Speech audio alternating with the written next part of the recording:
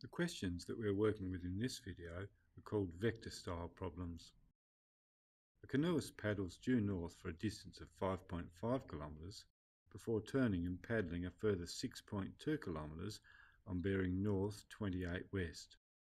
We need to find the distance and bearing of the canoeist from a starting point. The first thing we notice is that this is not a right-angled triangle, but making some extra construction lines, we can turn it into right-angled triangles. The distance d that we need to find out is in the large right-angled triangle ADC, but we don't know a lot of information about that triangle. We're going to start by looking at the smaller right-angled triangle BDC. We can use trigonometry here to work out distances x and y. To find x, the question involves the opposite and the hypotenuse. It makes it a sine question. The sine of 28 equals opposite x over hypotenuse 6.2. Rearrange and solve and we'll find that x equals 2.91. To find y, the question involves the adjacent and hypotenuse. It's a cosine question.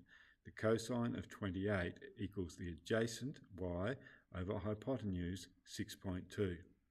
Rearrange and solve, y is equal to 6.47.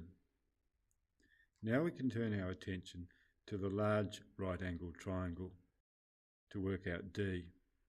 We know that the distance CD there is x, 2.91.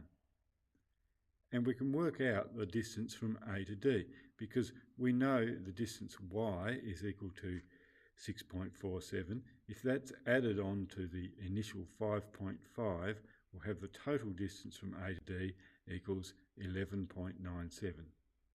Now we can just use Pythagoras' theorem to work out D.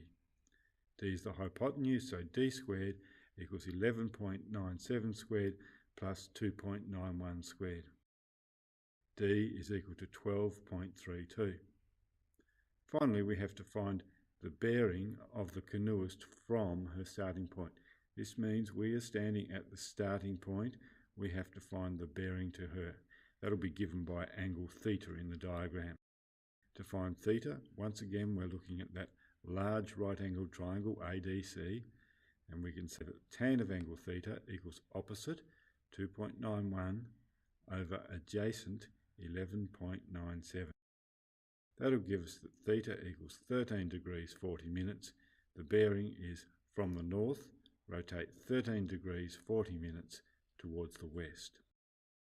The next example says that after walking 550 metres up an incline of 20 degrees, the bushwalker finds that the gradient of the hill increases to 38 degrees for the final 320 metres. Our job is to find the height of the hill. If we extend lines out and down, we can see that the height of the hill is given by this distance here. All we need to do to work it out is to consider each of the two triangles separately. Work out the height climbed in the first pitch of the journey, x, and the height climbed in the second pitch of the journey, y, and add them together, and that'll give us the total height of the hill. So, looking at that first triangle separately, we can say that the sine of 20 degrees, because it's opposite and hypotenuse, sine of 20 degrees equals x over 550. Solve it for x and find out the height of the first pitch. Then look at the second triangle. Once again, it's opposite and hypotenuse. It's a sine question. The sine of 38 equals y over 320.